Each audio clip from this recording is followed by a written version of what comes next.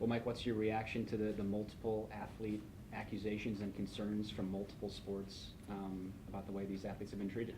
Well, when you talk about multiple sports, obviously you're talking about two sports. And anytime there's allegations made at any level, we take those very seriously. To us, the primary focus of our student-athlete experience is their health and well-being and their safety. That's paramount. Certainly you want to win games and you want to graduate student-athletes and you want them involved in the community and you want them to do things the right way. But the integrity of our program and how we go about doing things is critical. And that's been very reflective of how we've functioned over time, and it's how we'll continue to function in the future. In reaction to the release, the statement yesterday of Mike DeVilbiss parting ways, do you feel that that issue has now been taken care of, that he is gone and there will now be no more issues or concerns with women's basketball? All I can speak to the fact that Coach DeVilbiss is no longer with us. That was a mutual decision with him and Coach Bolant, and I supported that decision. Is there racism within the women's basketball program? The findings of the investigative report tell us that there aren't, and so. But I will say, for myself and for this leadership of this department and our coaches and our staff, it's something that is very important to us. Diversity, inclusion, and making sure that we're treating people with dignity and respect is extremely important. Do you believe there's racism within the women's basketball program, personally? There's nothing that I've seen or observed personally that tells me that there is. Do you believe there's abuse and mistreatment between coaches and players anywhere within your department? All I can tell you is we've gone through an investigative process with one program. We're getting ready to go through an investigative process with another.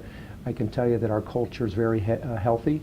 I can also tell you that we do things the right way with integrity. Our student-athlete, our response and our feedback with our exit interviews with all of our programs speak very highly of the experience that they have here, including with the coaches that they're working with. So there's nothing that leads me to believe that we have those types of programs in those types of problems in our programs. There have been accusations about medical treatments. Are you concerned there are any issues with sports medicine or any of your health departments that work on these athletes? Well, once again, I think whenever there's allegations, you pick the area, including sports medicine on the medical side, that we need to pay attention to those things. We take those seriously, and that's part of our student-athlete experience. And those things we will investigate as well. And if there's areas that we're coming up short, we will definitely address those things. What checks and balances do you have as an AD to ensure that things like this don't happen? Well, I think you go about your day-to-day business, and your overarching theme in this department is integrity and doing things the right way. We talk all the time with the coaches and the staff and anyone who touches our student-athletes about the quality experience that these student-athletes need to have. And when these kids leave here and you ask them the question, would you come back to the University of Illinois, whether you were the star player or the one that barely got off the bench, you would certainly want them to say that in the affirmative. So I'm very confident in how we're doing things and the coaches and our support staff. But certainly we take these things seriously, Matt. If there's things that we need to address at any point in time, but including through these different investigative processes, we'll definitely take action. Have you made any changes in the way you handle things based upon these accusations, the way you handle your other athletic programs? Well, we feel confident in how we go about doing our business. Matter of fact, once again, we've gone through an investigative process that's almost complete. We're beginning another one. There are no signs that there were any issues in either of those programs leading up to when those things came to the surface. I feel strongly that we have a great culture. We have great coaches in place that believe in doing, making sure that our student athletes have that kind of experience. So I think we have a great integrity amongst our troops, and that we believe in doing things the right way. These stories have been picked up nationally. Obviously, it kind of sheds a negative light on a time that is otherwise positive for the DIA. What's it been like having this negative attention put upon the athletic department that you're in charge of? Well, it's difficult. I mean, certainly we'd rather be talking about baseball and golf and men's tennis and men's track and field. But these things happen on college campuses. These things happen in athletic programs. And certainly when these things happen, I think the key to that is when they come to the surface is how you deal with them as a department and as a university.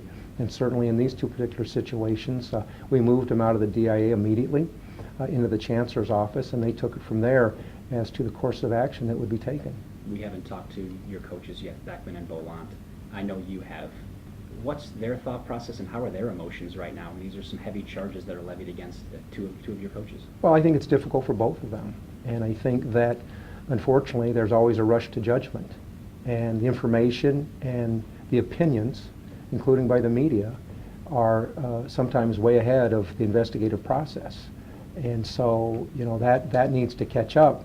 And then the truth will come out. And then once the truth comes out, once the facts come out, we'll address it accordingly. Are you worried about recruiting, and what do you tell to the parents of prospective athletes who may be hesitant to send their children to the U of I in light of these accusations? Well, once again, we've got 21 sports, and we're talking about 2 sports. And I think we have a great culture. I keep talking about that word culture. And we have great people that make up that culture. We have people that are excited about coming to work every day. We have people that believe in a quality student-athlete experience and doing things the right way. That's important to us.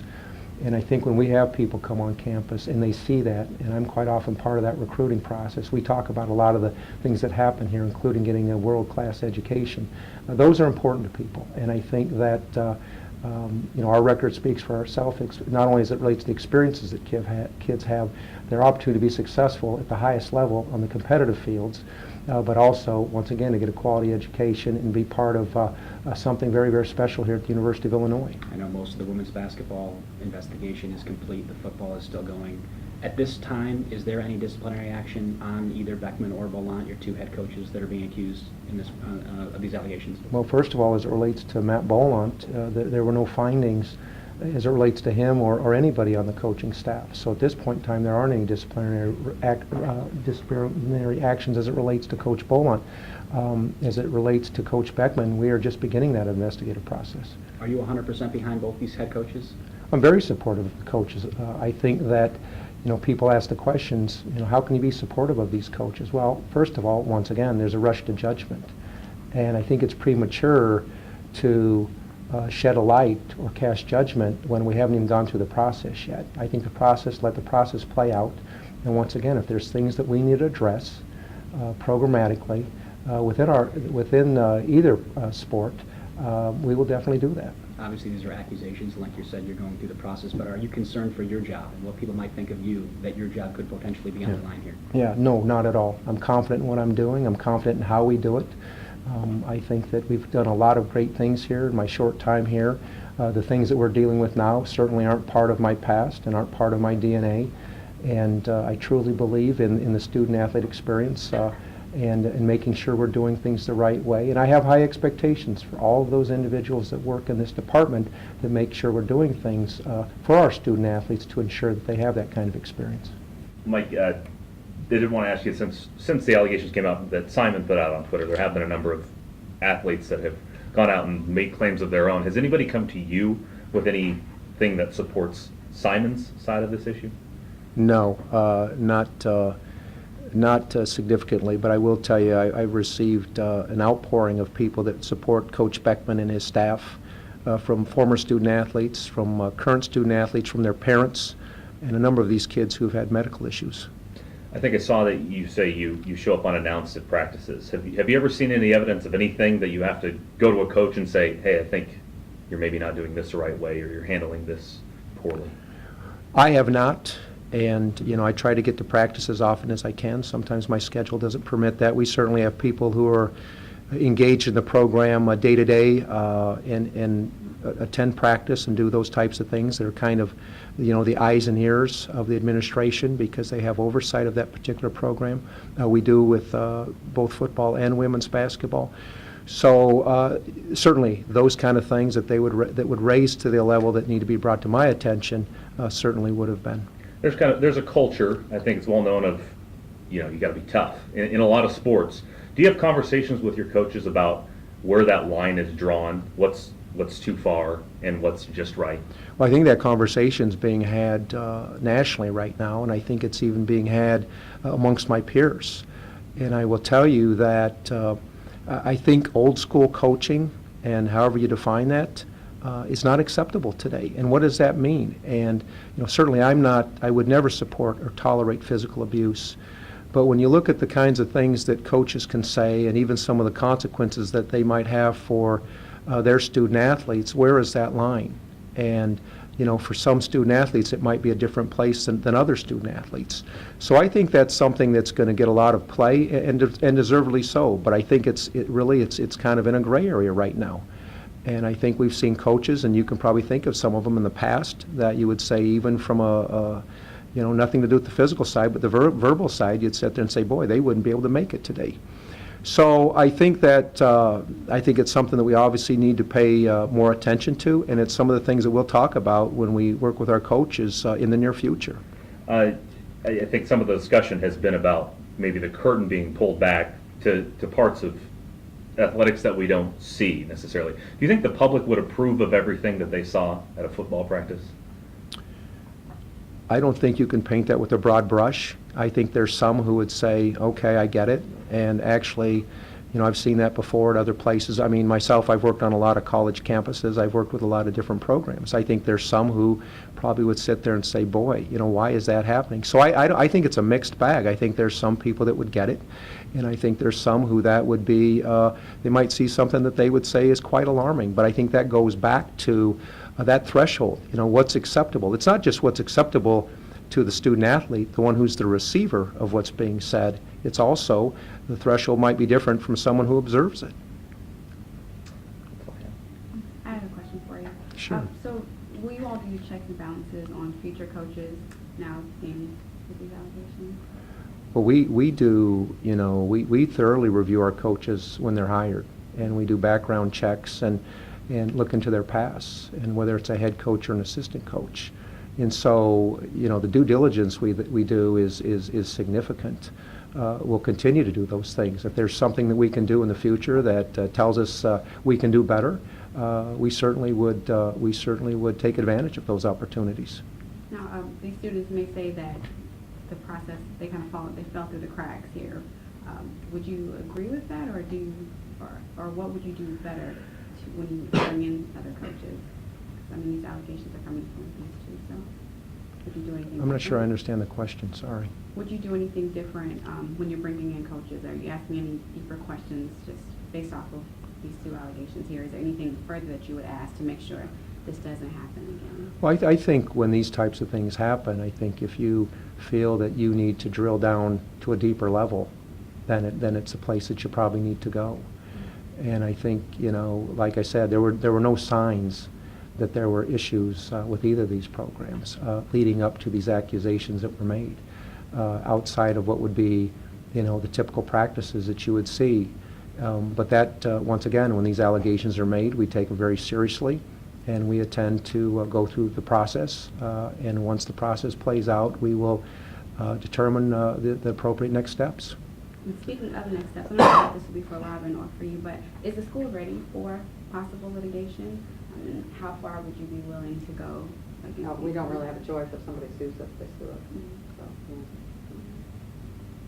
So, What's your experience in the past in dealing with these things? Give us a background of your history dealing with athlete complaints. Is this something that has happened to you at other schools on multiple occasions, or is this something that this is the first time you've ever dealt with it? Well, fortunately and unfortunately. Fortunately, Matt, I've dealt with very little of this.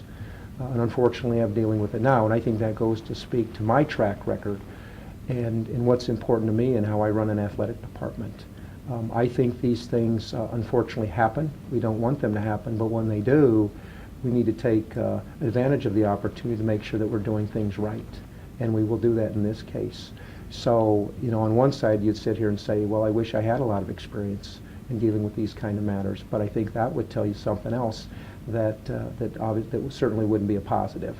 So I think that's a credit to how I've ran departments. I think it's a credit to the people I've hired. I think it's the people, not just coaches, the people who deal with the different support areas, not just for our coaches, but for our student athletes as well. So just to sum up, you are unaware of any mistreatments by coaches before these allegations, and you're standing behind everybody as if everything is just fine, and that these accusations, because of the reviews, are deemed incorrect, inaccurate, or false? What I'm saying is the investigative process for both programs will play themselves out. And once we have the findings, we'll deal with that at that time. To cast judgment or try to handicap what that's going to be at this time isn't appropriate. And so for me to support our coaches, I think is appropriate in a situation where neither investigative process is complete. And when those processes are complete, then we will move forward with the appropriate steps based on what we find.